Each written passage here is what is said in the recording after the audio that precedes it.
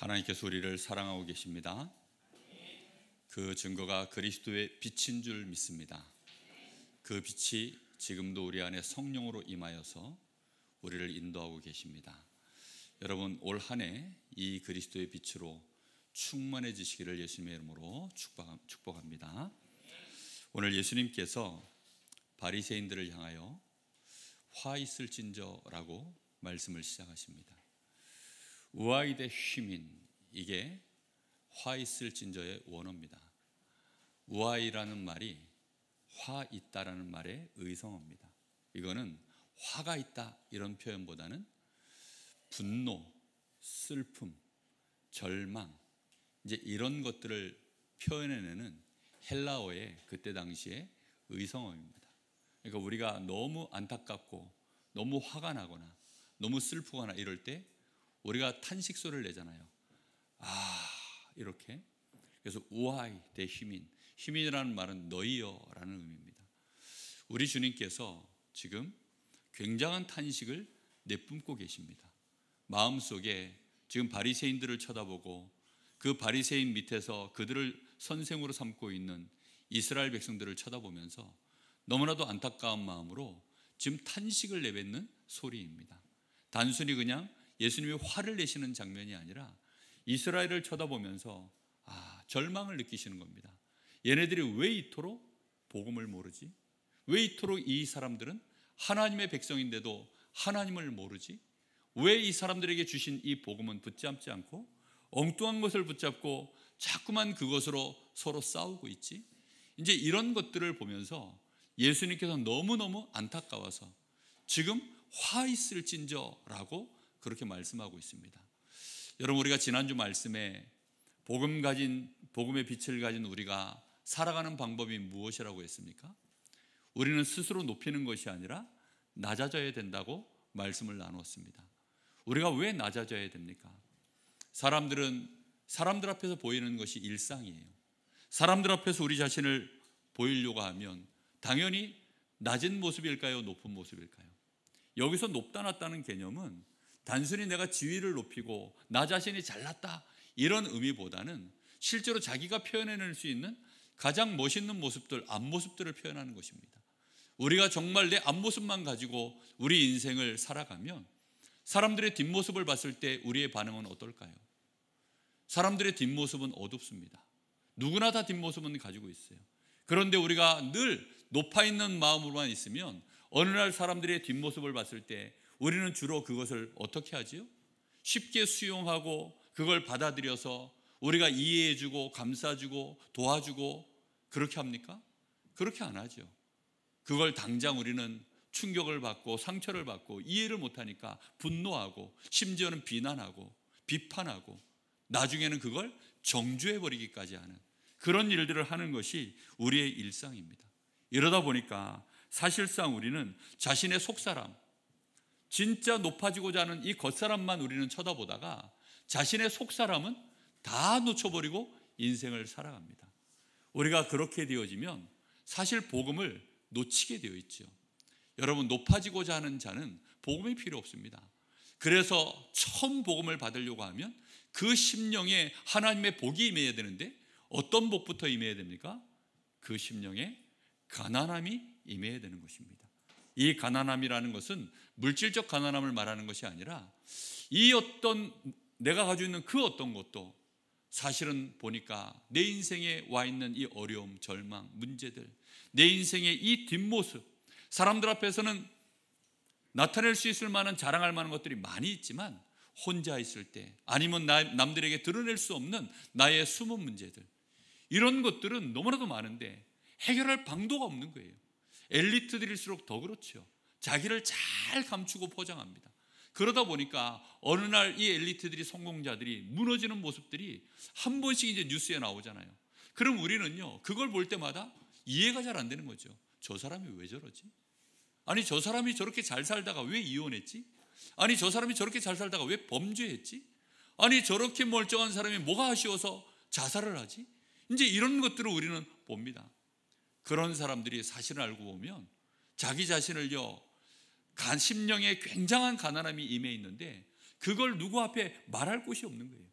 자신의 이 연약함, 이 심령의 가난함을 말할 곳이 한 군데라도 있으면 말할 터인데, 그런데 내 주변에는 그걸 말하면 안 돼요. 왜요? 말하면 사람들은 다 그걸 약점으로 잡습니다. 한 번은 보니까 누가 그래요. 절대로 사람들에게 말하지 말아야 될 10가지 이러면서요 쭉 얘기합니다. 그 중에 하나가 뭔지 압니까? 자신의 약점 말하지 말라는 거예요. 왜요? 약점 말하면 그 앞에서는 인정해주고 그 앞에서는 뭐 같이 공감해주고 하는 것처럼 보이지만 뒤에 가서는 전부 욕한다는 거예요. 뒤에 가서는 전부 약점으로 잡는다는 겁니다. 나중에 내가 그 사람 짓밟을 때는 그걸 이용해서 밀고 들어온다는 것입니다. 여러분, 그러나 정말로 우리가 복음을 가졌다면 그 사람들보다 더 낮은 자의 자리에 가야만 그 사람들이 자기들의 모습을, 우리에게 진짜 본 모습을 드러낼 줄 믿습니다. 여러분, 정말 우리가요 낮은 자의 자리에 갔지 않으면 진짜 무너져 있는 사람들의 그 자리에는 우리가 갈 수가 없는 거예요. 정말 복음이 필요한 자리가 어딥니까? 심령이 가난한 자들에게 복음이 필요합니다. 사람들이 아무 때나 자신의 심령의 연약함을 보여줍니까? 그렇지 않습니다. 자신이 정말로 병들었을 때 병원에 찾아가잖아요. 자기의 힘으로 도저히 해결 없을 때, 해결할 길이 없을 때 무속인이라도 찾아가잖아요. 도무지 안 되면 무속인도요 목사를 찾더라고요. 아니, 무속인이 목사를 찾아요. 도무지 안 되니까. 어쩔 수가 없잖아요. 자기 문제가 해결이 안 되는데, 자기가 할 수 있는 모든 방법을 다 동원해도 안 되는 그때, 아니 목사라도 찾았는데 목사가 무속인이 여기를 왜 왔냐 이런 식으로 나오면, 그러면 이제 그 사람은 어디 가야 됩니까? 그러면 이제 망하는 거거든요. 얼마나 많은 사람들이요 높아져 있는지. 높아져 있으면 절대로 낮은 곳에 있는 자들에게 우리는 이 복음 전달할 길이 없는 것입니다. 오늘 여러분 심령의 가난함이 임해 있기를 바랍니다. 무너져 있는 뒷모습을 볼 때 복음 가진 자는요 그래서 아는 거예요. 긍휼히 여기고 정말 그의 연약함을 동정하고, 그것 때문에, 나의 연약함 때문에 하나님 앞에서 또 애통해하고, 오직 이유는 하나밖에 없습니다. 복음의 이유를 가지고 사람들을 살려내고 답을 주고 힘을 주고 치유하고 이렇게 세워서 이 길을 같이 걸어갈 수 있도록 그렇게 만드는 삶, 그게요 힘 있는 복음 가진 자의 삶인 줄 믿습니다. 여러분들에게 많은 사람들이 나의 약점을 다 말할 수 있는 사람이 되어져야 그게 복음 가진 사람입니다. 여러분들에게 정말로 힘 있는 자가 자신의 이 뒷모습 해결할 길이 없어서 나 좀 도와달라, 나 좀 도와달라, 간절히 부탁이니 나 좀 도와달라, 나보다 스펙이 훨씬 높은 사람이요 여러분에게 나 좀 도와달라, 여러분의 직장에 갔더니 직장의 상사가 여러분에게요 나 좀 도와달라 이러면 여러분은 올바른 신앙인입니다. 그거는 특별한 신앙인이 아니라 그냥 정상적인 신앙인입니다. 그런데 그 빛을 가지고도 사람들은 높아지고자만 하니까, 서로 경쟁하고 싸우기만 하니까, 그러니까 집안에, 여러분의 직장 현장에, 인간관계에 흑암이 절대 안 벗어지는 것입니다.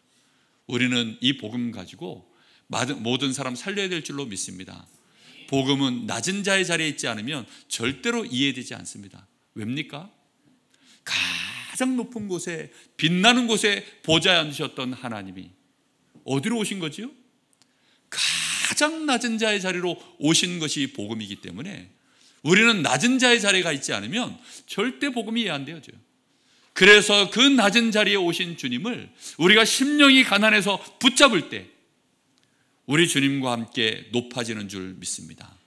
정말로 낮아지고자 하는 자는 그래서 높아지는 비밀이 여기에 있는 거예요. 그런데 지금 여기 바리새인들 보십시오. 이 사람들이 화를 입는 이유가 무엇일까요? 이 사람들은 얼마나 높아지고자 하는지 자신들의 연약한 거, 무너진 거 다 감춰버리고 아닌 척하고요 되는 척을 하는 거예요. 자기들은 경건하고 올바르고 절대로 내 인생에 그늘은 없고 나는 하나님께 복을 받았고 진짜 행복하고 내가 걸어가는 이 길을 따라가면 너희들도 똑같이 행복해지고 너희들도 성공하고 너희가 하나님의 축복을 받은 구원받은 백성이 될 거야. 이렇게요 완전히 얼굴에 포장을 딱 하고 그렇게 살아가는 사람들, 그게 외식입니다. 외식의 원어가요 그래서 위선자예요. 위선자. 그 뜻이요 위선자입니다. 예전에는 이 외식이라는 단어 원문이 이게 연극하는 자, 연기하는 자, 이런 의미였습니다. 근데 이게 점점점 성경적 의미가 반영되어져 가지고 이제 위선자로 바뀌어버린 겁니다. 위선, 앞과 뒤가 다른 거죠. 실제로는 굉장히 악한 자인데 착한 척하는 것입니다.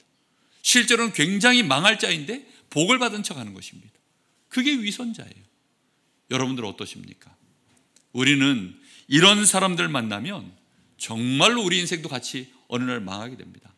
복음 모르면요, 그래서 어쩔 수 없이 세상에서 올바르게 살아가고 내가 성공하려고 하면 위선자가 될 수밖에 없어요. 어둠 속에 살아가고 있는 이 세상 속에서 우리가 위선자가 되지 않고서 어떻게 올바르게 인생 살아가겠습니까? 아니어도 그렇죠. 그걸 처세술이라고 표현하시는 분들도 있는데 지금 그런 정도의 수준의 말을 하는 것이 아닙니다. 실제로 본인은 굉장히 저주받은 인생인 거예요. 안 되는 겁니다. 하나님과는 아무 상관없는 인생인 것입니다. 그런데 자기들이 마치 하나님의 축복받은 백성인 것처럼, 하나님의 은혜를 계속 받아서 그 마음에 평안과 기쁨이 있는 사람인 것처럼, 하나님의 말씀이 나를 통하여 실제 성취되어지고 하나님이 나와 함께 하시는 사람인 것처럼 그렇게 살아가는 신자들, 그 위선자를 말하는 것입니다.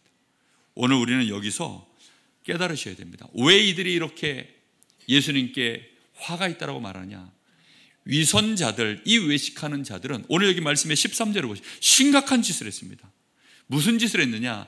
하나님의 말씀을 들고 있는 이들이 뭘 닫아버렸다고 나옵니까? 뭘 닫았다고요? 천국문을 닫아버렸어요. 아니, 이 사람들이 지금 천국문을 닫고 열 자격이 있습니까? 그런 말을 의미하는 게 아니에요. 하나님이 이스라엘 백성들에게 이 땅에 그리스도를 보내셔야 되기 때문에 한 민족을 택하신 것입니다. 그리고 거기에 하나님의 계획을 말씀으로 약속으로 주신 거예요.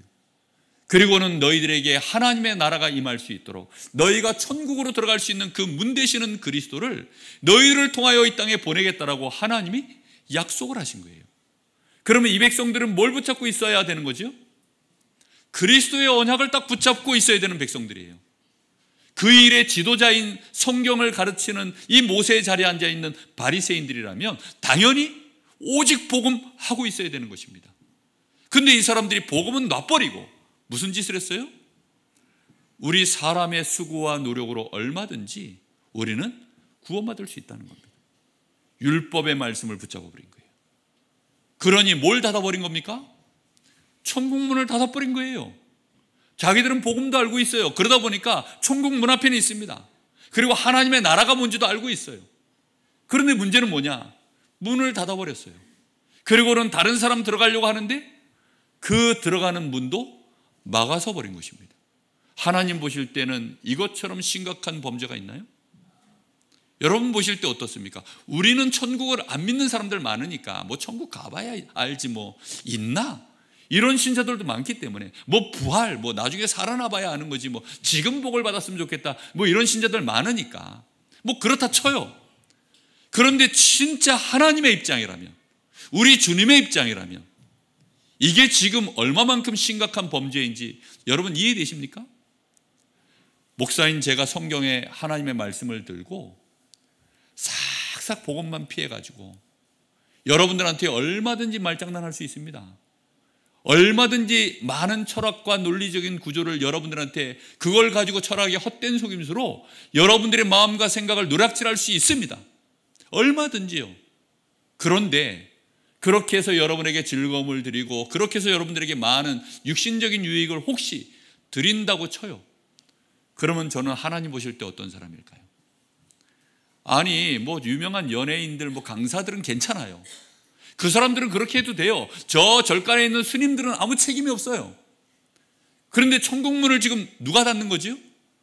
강단에 서 있는 목사가 엉뚱한 소리 하기 시작하면 이제 천국문을 닫는 것입니다.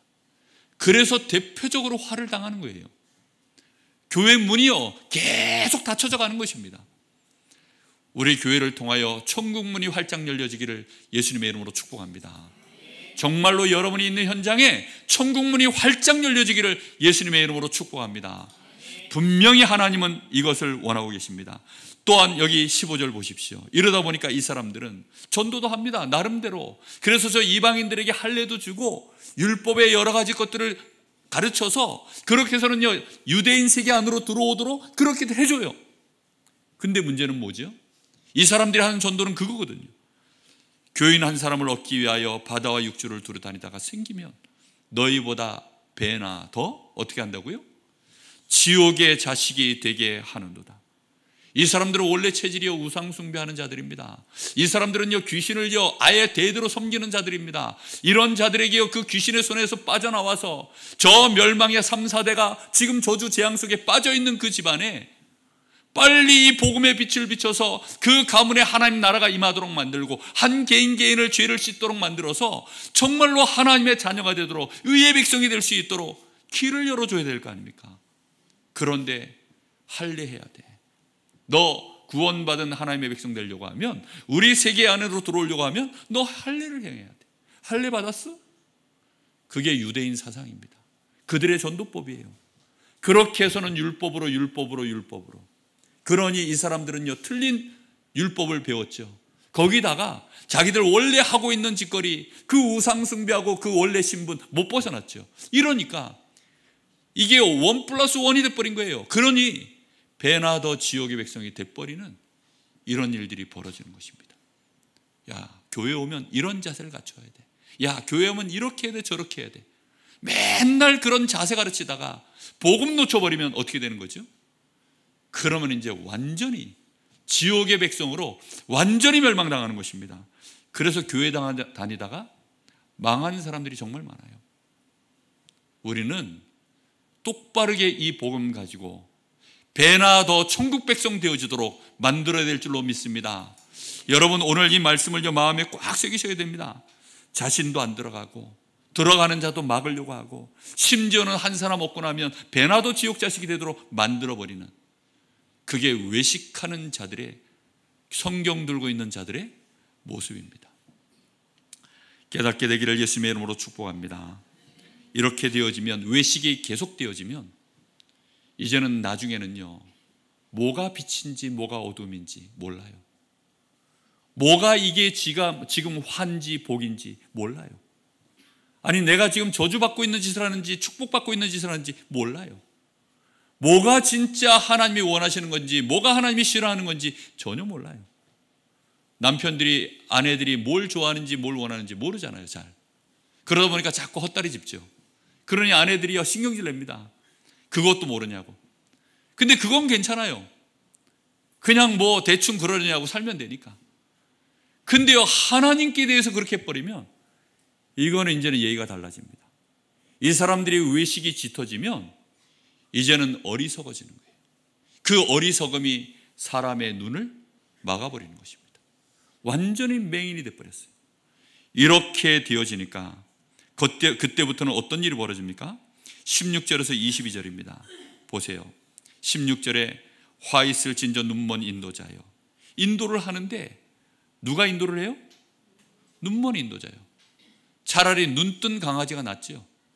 리트리버들 이런 개들이 보니까 주로 이제 이 소경되신 분들 그렇게 이제 안내견으로 그렇게 이제 도우미 역할을 하잖아요. 아니 눈을 뜨고 있어야 뭐 개라도 안내견 역할을 하죠. 이거는 지도자인데 눈이 먼 거예요. 거기다가 어리석기까지 합니다. 이 사람들이 지금 하는 짓을 보십시오. 너희가 말하되 누구든지 성전으로 맹세하면 아무 일 없거니와 성전의 금으로 맹세하면 지킬지라 하는도다. 어리석은 맹인들이여, 어느 것이 크냐? 그 금이냐? 그 금을 거룩하게 하는 성전이냐? 어떤 것이 큽니까? 금이 큽니까? 성전이 큽니까? 성전 안에 금이 가득하면 금이 좋아요? 성전이 좋아요? 웃으시는 분들은 지금 눈이 많이 어두워진 겁니다. 그러니까 그게요, 우리도 모르게 그렇게 되어져 있어요. 성전은 누구의 것입니까? 세상의 것으로 가치를 따질 수 있는 겁니까? 이 땅에 속해 있는 것입니까? 하늘에 속한 것입니까? 하늘에 속한 것이요 하나님의 것입니다. 천국에서는 그 금은 돌멩이입니다. 돌멩이. 그 뭐 이렇게 장식용으로도 안 쓰는 돌멩이에요. 그게 천국에서 금이라고 합니다. 그런데 사람들은요, 그 금으로 맹세하면, 왜 이 사람들이 지금 이런 사상이 나온 줄 아세요? 이게요, 물질 중심의 세계관을 만들었기 때문입니다. 이 사람들 하나님 믿는 게 아니에요. 자신들의 성공을 믿고 자신들이 쌓아놓은 금을 믿는 사람들입니다. 이러다 보니까 성전으로 하나님 앞에 맹세를 하면, 그거는 내가 성전으로 맹세를 하면 사람과 나 사이에 성전으로 맹세하는 거예요. 예를 들어 이번 주도 김동규 전사 나 사이에 맹세를 한 거예요. 내가 내일 모레 너한테 내 차 줄게. 아유, 목사님 그걸 어떻게 믿어요? 성전으로 맹세한다. 이러면 성전, 내가 안 주면 성전 받아갈 수 있어요, 없어요? 못 받아가잖아요. 이거는 성전은 외상이야. 성전은 현찰이 아니에요. 이러니까, 그런데 내가 성전에 어디에다가 내 돈 얼마를 거기다 뒀어. 내가 내일 혹시 차를 안 주고 그 돈 네 가져가. 이러면 그거는 뭐예요? 현찰이거든요. 그러니까 이 사람들은 얼마만큼 어리석게 됐느냐, 하나님 앞에 지금 성전에 드려진 그 금은, 그건 현찰이기 때문에 그걸로 맹세하면 무조건 지켜야 된다. 그거 안 지키면 금 뺏기니까. 근데 성전은 못 가져가요. 이 사람들은 하나님하고 아무 상관이 없어요. 지금 또 똑같은 얘기를 합니다. 여기 보세요. 19절에 맹인들이여, 18절에 너희가 또 이르되 누구든지 제단으로 맹세하면 아무 일 없거니와 그 위에 있는 예물로 맹세하면 지킬지라 하는도다. 맹인들이여, 어느 것이 크냐? 예물이냐? 그 예물을 거룩하게 하는 제단이냐? 그러므로 제단으로, 자 18, 19절을 보고 얘기합니다. 똑같은 얘기죠. 그 위에 제물은 그 현물입니다. 현물. 사람들은 그때 당시에 물건으로 서로 이렇게 물물 교환도 많이 하던 시절이라 그 위에는 송아지도 올라가고 그 위에는 양도 올라가고 뭐 비둘기도 올라가고 여러 가지 많은 값진 제물들이 그 안에 올라갑니다. 짐승들이. 그거 하나하나가 전부 다 현찰이에요. 알고 보면. 그러니까 그걸로 맹세를 하면 그 예물만큼 내가 약속을 안 지킬 때에는 어떻게 해야 돼요? 그걸로 배상해 내야 되는 겁니다. 그렇게 자기들끼리 율법을 만들어 버렸어요. 참 안타깝죠. 이런 식으로 지금 이스라엘 백성들을 가르쳐 놓으니까 이 사람들이 지금 올바르게 지금 이 제단의 의미, 그 성전 위에 그 성전의 의미와 또 하나님 앞에 피제사를 드리기 위하여 나아가는 그 제물의 의미, 이런 것들을 좀 압니까 모릅니까? 전혀 몰라요. 성전의 주인공이신 그리스도도 모르고 우리를 위하여 피 흘려 죽으시는 십자가의 대속물이 되시는 그 어린 양의 피, 그 제물의 의미, 그 제물을 드리는 제단의 의미 다 모르는 것입니다. 이러다 보니까 안타깝게도 하나님과는 아무 상관이 없어요. 정말 오늘 여러분들이 내가 신앙생활하는 데 있어서 혹시 어리석어지고 내 눈이 어두워진 것 있나 없나, 한 주간 동안 여러분 찾아내시기 바랍니다. 여러분, 우리가 잘못하면 사람을 잘못 보는 수도 있습니다. 우리가 하나님과 아무 상관없이 서로를 쳐다보면 되게 가치 없어요. 그냥 있는 그대로만 보여집니다. 뭐 예를 들어 우리 이승gun 권사님, 나이가 많으신 노인네, 그냥 그렇게 보이는 거예요. 여기 저 뒤쪽에 앉아있는 우리 예를 들어서 뭐 정혜원 집사, 30대 팔팔한 청년. 그러면 누가 더 가치 있어요? 누가 더 가치 있습니까? 육신적으로 보면요, 저쪽이 훨씬 더 가치가 있어요. 그렇죠? 그래서 이단들은 나이 먹으면요 내쫓아요. 얼마 전에 신천지에서 보니까요, 나이 먹었다고 방출당한 노인네가 한 분 계시더라고요. 아니 무슨 프로야구 구단도 아닌데 나이 먹었다고 방출을 시켜버렸어요. 그래가지고 받아주는 것이 없다 그러면서요, 억울해하면서. 젊었을 때는 나도 잘 나갔는데 신천지 아래서 잘 나갔대요. 우리는 연세가 드실수록 더 귀한 줄 믿습니다. 왜요? 복음의 뿌리가 내려졌고 기도의 사람 아닙니까? 저는요, 어디 나갈 때 우리 정혜원 집사한테는 제가 기도 부탁 안 합니다. 안 할 거 뻔히 아니까. 자기 앞가름 하기도 바쁘니까. 그런데 우리 이명수 장로님이나 우리 이승gun 사님한테는요, 제가 기도 제목 다, 우리 아들 보고도 야, 너 해외 나갈 때 너 기도 제목 누구누구께 반드시 드리고 가라, 이렇게 얘기합니다. 왜입니까? 얼마나 영적으로 보면요, 하나님 앞에서 보면 기도하는 이 사람들, 복음 가지고 기도하는 이 사람들이요, 최고로 가치 있는 존재 아닙니까? 우리가요, 이런 부분들을 모르면 교회가 뭔지도 모르고, 앞에 서 있는 목회자가 뭔지도 모르고, 교회 안에 세워져 있는 중직자가 누군지도 모르고, 내가 하나님 앞에 드려지는 이 헌금이 뭔지도 모르고, 이렇게 세워진 성전이 뭔지도 전혀 모르는 것입니다. 오늘 여러분들에게 참된 지혜가 빛으로 임하기를 예수님의 이름으로 축복합니다. 결국은 여러분, 외식하고 여러분 맹인이 돼버리면, 왜 외식하고 맹인이 돼버리면 그 결과가 화가 와버립니까? 복음을 모르면요, 결국은 그 결말은 외식하는 것이고, 그 결말은 결국은 눈이 어두워져 버리는 맹인으로 가는 것입니다. 그래서 23절 24절 여기 말씀을 보겠습니다. 보면 여기 20절부터 더 볼까요? 그러므로 제단으로 맹세하는 자는 제단과 그 위에 있는 모든 것으로 맹세하며, 또 성전으로 맹세하는 자는 성전과 그 안에 계신 이로 맹세하미라. 또 하늘로 맹세하는 자는 하늘의 보좌와 그 위에 앉으신 이로 맹세함이니라. 결국은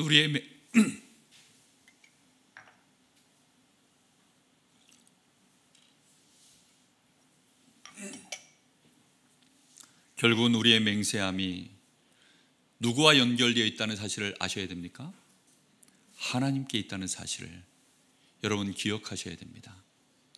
이런 사실들을 전혀 모른 채 그저 육신 중심으로 높아지고자 하는 이상을 가지고 세상에서 말하는 그 성공을 쫓아서 내가 가지고 있는 이 종교, 하나님의 말씀인 성경까지도 이용을 해버리면 그 사람들의 결말은 복음은 까맣게 모르게 되고 결국은 외식과 그 눈이 어두워지는 맹인된 인생으로 전락해버리는 것입니다.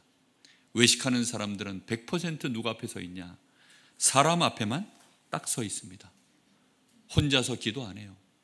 혼자 있는 시간에 말씀 깊이 있게 묵상 안 합니다. 하나님 앞에 나를 세우는 그 시간이 거의 없습니다. 진짜 우리가 하나님 앞에서, 그래서 우리 주님이 마태복음 6장에 보면 사람 앞에서 보이려고 행하지 말라는 것입니다. 오히려 골방에 들어가서 은밀한 중에 보시는 내 하나님 앞에 그렇게 기도하라는 것입니다. 여러분, 그렇게 될 수 있기를 예수님의 이름으로 축복합니다. 정말 우리는 하나님 앞에 서야 돼요. 외식하는 사람들, 어찌 우리가 사람 앞에 안 서고 살 수 있겠습니까? 사람 관계 해야 됩니다. 당연히 그렇게 하셔야죠. 그런데 사람 앞에서만 100% 서 있는 사람들, 하나님은 내 인생에 필요가 없는 사람들, 예배드리러 교회는 왔지만 그것이요 그냥 예배의 행위일 뿐 하나님 앞에 서 있지 않는 사람들, 그런 사람들은 외식하는 자입니다. 그럼 시간이 더 지나면 그 사람들은 결국 영안은 완전히 어두워져요. 그러니 뭘 모르지요? 영적 세계에 대해서는 전혀 모르는 것입니다. 영적 세계에 대하여 캄캄해요. 하나님에 대하여도, 사단이 존재함에 대하여도, 이 죄로 인하여서 밀려들어오는 저주와 재앙, 이런 것들이 뭔지 아무것도 몰라요. 이 땅에 실제 흑암이 덮여 있는데 모릅니다.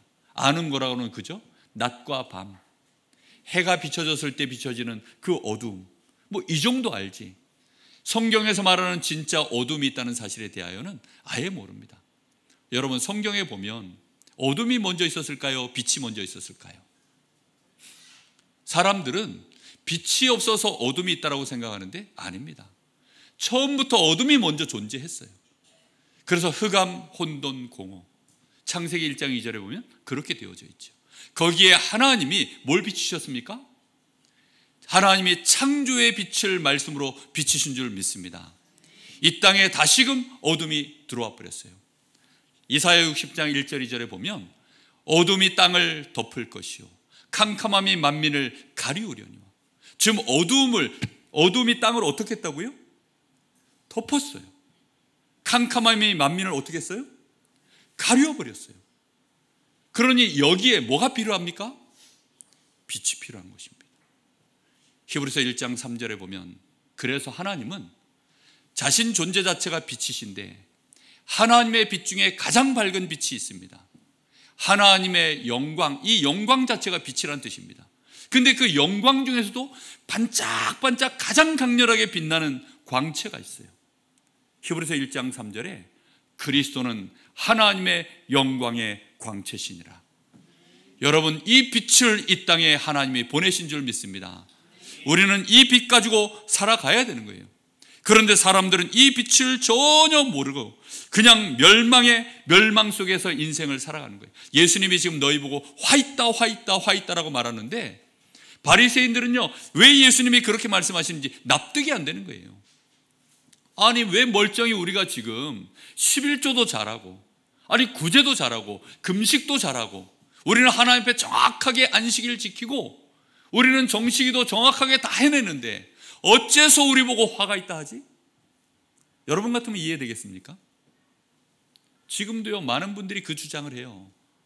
아니, 왜 오직 복음만 얘기하냐? 아니, 사람이 이것도 해야 되고 저것도 이렇게 균형이 있어야지. 많은 교회들이요, 균형감 찾다가 뭘로 치는 줄 아세요? 천국문을 닫아버리고 있어요. 본인들이 지금 천국문 닫혀졌다는 사실도 모르고 있는 성도들이 정말 많습니다. 이게 어디까지 천국문을 닫아놨냐? 통합적 장로교단에서는요, 아예 종교 통합, 이걸 지금 실제로 하고 있습니다. 그래서 종교 통합이 뭔지 아세요? 대화합을 하자는 겁니다. 예배를 드리는지 같이 예배를 드리세요. 천주교, 기독교, 불교, 무속인 같이 예배를 드리자는 겁니다. 말이 됩니까? 그 말을 다 하면 또 제가 열받아가지고 메시지가 어떻게 길어질지 모르기 때문에 정말 여러분 아셔야 돼요. 얼마나 많은 지금 신학이요, 하나님과 아무 상관없는 신인 합작설, 아니 하나님과 사람이 합작을 해야 올바른 구원이 일어난다는 거예요. 그래서 우리 사람 편에서 요만큼은 우리가 해줘야 하나님이 우리에게 주시는 구원이 완성되는 거 아니냐. 예를 들면 우리가 그래도 좀 깨끗하게 하고, 우리가 좀 이렇게 좀 올바르게 하고, 이런 건 우리가 좀 해주고, 우리도 양심이 있지.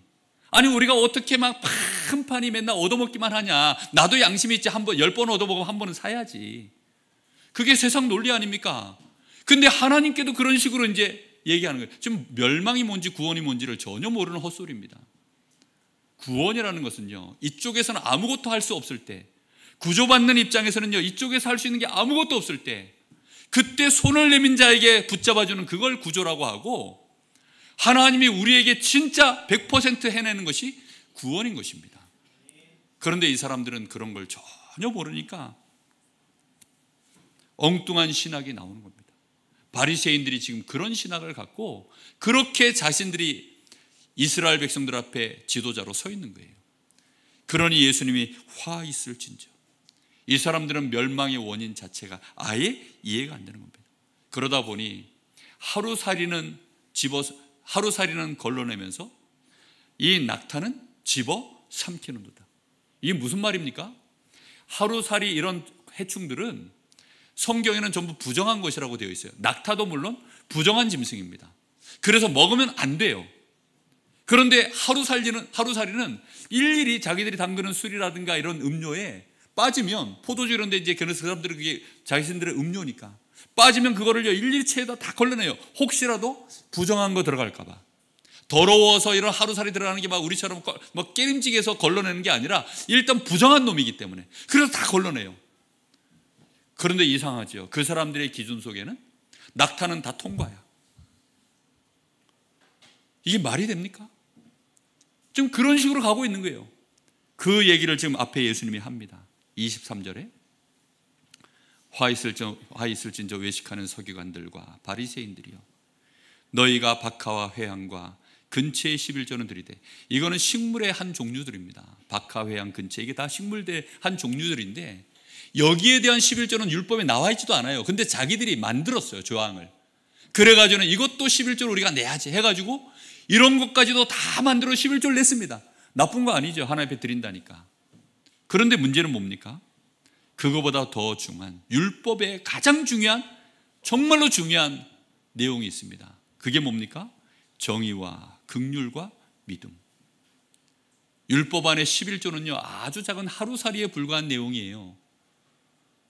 그런데 예수님이 이것도 어떻게 하라고요? 아이 그럼 11조 안 해도 되겠네. 그런 사람 나올까 봐 지금 예수님 여기다 딱 금방 바로 토시 하나 달았습니다. 그러나 이것도 행하고 저것도 버리지 말아야 할지니라. 다 하셔야 됩니다. 근데 문제는 어떤 것이 훨씬 더 크다고요?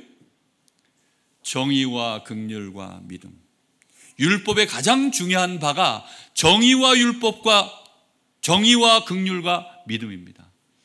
이 세 가지는 합치면 뭐가 될 것 같아요? 어떻게 정의로워집니까? 오직 하나님의 희생으로 우리가 정의로워지는 줄 믿습니다. 하나님이 우리를 위하여 십자가의 대속의 죽음을 해주심으로 우리가 정의로워진 거예요. 근데 그것을 하나님은 우리를 어떻게 하셔서 하신 겁니까? 긍휼히 여기셔서 우리에게 그렇게 행하시는 것입니다. 그래서 그것을 우리가 믿을 때 우리는 구원받는 하나님의 자녀가 되는 줄 믿습니다. 이것이요 복음의 가장 중요한 이유예요. 그래서 율법은 정확하게 보면 우리에게 복음을 설명해 주는 몽학 선생이라고 표현되어 있습니다. 근데 이걸 놓쳐버린 채 뭘 집어삼켜요? 하루살이는 다 걸러버리고 이 낙타는 집어삼키는 가장 중요한 복음은 놓쳐버리고 엉뚱한 것 붙잡고 지금 이 사람들이요 그렇게 나아가고 있는 것입니다. 얼마나 눈이 어두우면. 여러분 오늘 말씀 속에서 분명하게 내가 뭘 놓쳤고 뭘 붙잡아야 되는지 깨닫게 되기를 예수님으로 축복합니다. 자, 결론입니다. 그럼 정말로 내가 복음을 알고 있습니까? 문제는 그겁니다. 내가 진짜 복음을 알고 있으면 화를 뭘로 바꿀 수 있어요? 복으로 바꿉니다. 그렇죠? 나에게 와 있는 모든 화를 싹 다 복으로 바꿀 수 있고 화를 당할 자도 복으로 바꿔줄 수 있는 권세가 우리에게 있습니다. 그렇다고 한다면 내가 복음을 정말 압니까? 복음을 내가 진짜 안다면 내가 복음을 아는 순간 나의 모든 문제가 끝났음도 알게 됩니다.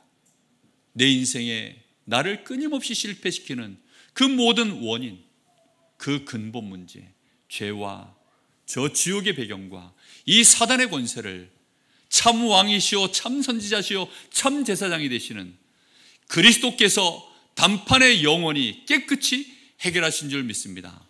그 그리스도를 나의 구주로 영접하는 그 순간 나는 어느 나라의 배경을 갖습니까? 하나님의 나라의 배경을 소유한 자가 되는 것입니다.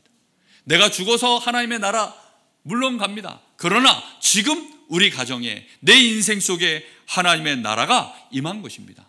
나는 보좌의 배경을 갖고 이제 내가 예수 이름으로 기도할 때 보좌에 앉으신 주님이 내가 열고 닫는 그 기도를 따라 천국문을 열고 닫는 역사를 이루시는 줄 믿습니다. 분명히 우리 주님이 말씀하셨어요. 내가 너에게 천국 열쇠를 주노라. 음부의 권세가 너를 이기지 못하노라. 내가 이 반석 위에 내 교회를 세우리라.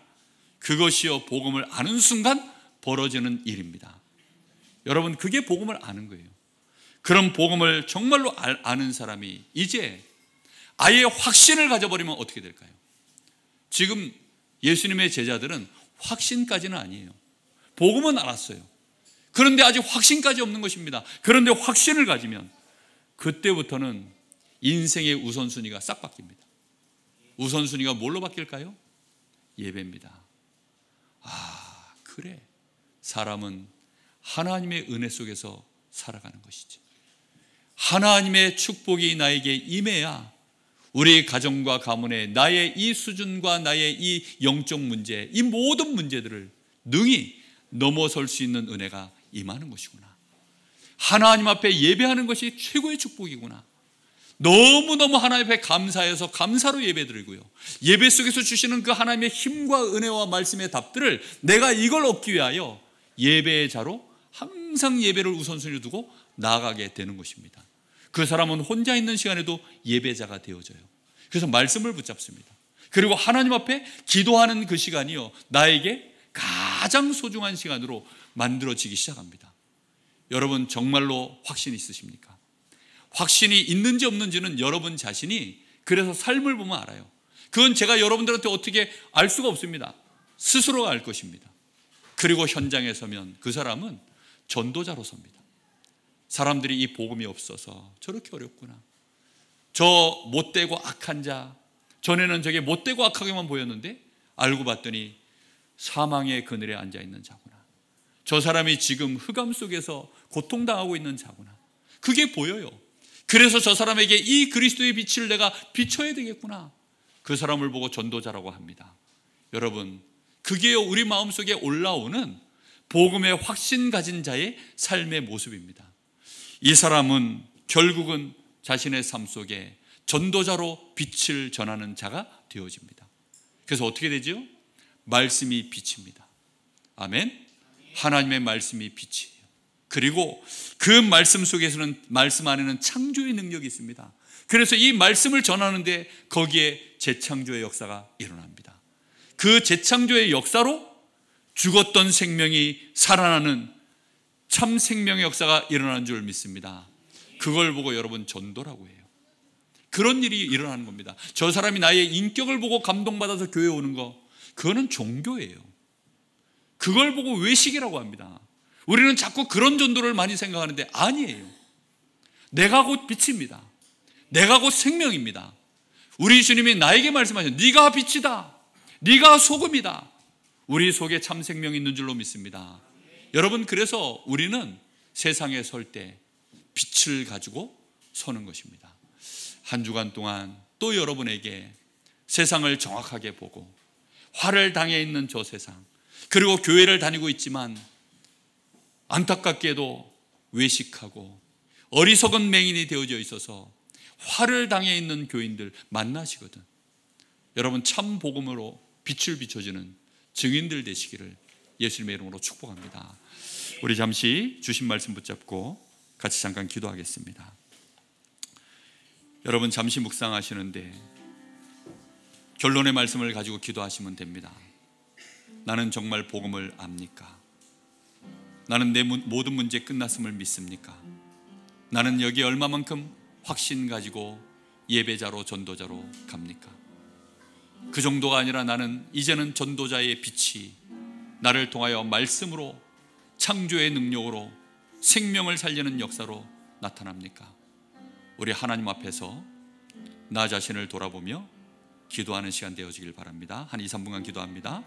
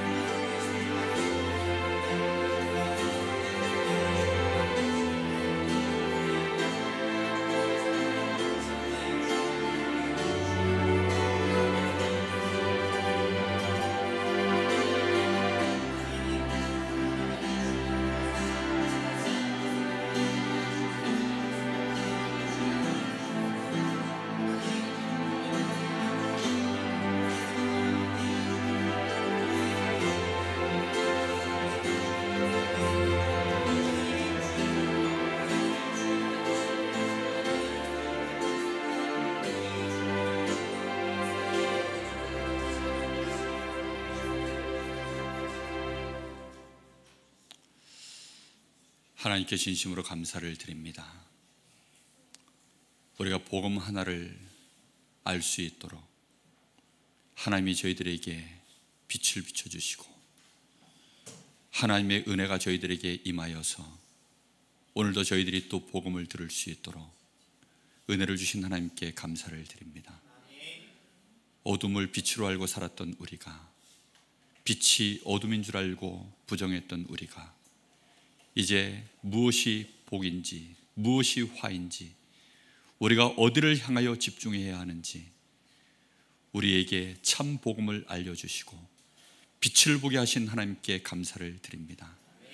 우리 사랑하는 귀한 성도들, 특히 우리 후대들, 세상에 어두움이 있음을 정확하게 보게 하시고 우리 가정과 가문의 내 인생에 드리워진 이 어둠 속에 참 복음, 이 생명의 빛, 말씀의 빛, 하나님의 창조의 능력의 빛 가지고 나아가도록 하나님이 축복하여 주시옵소서. 예수님의 이름으로 간절히 기도하옵나이다. 아멘.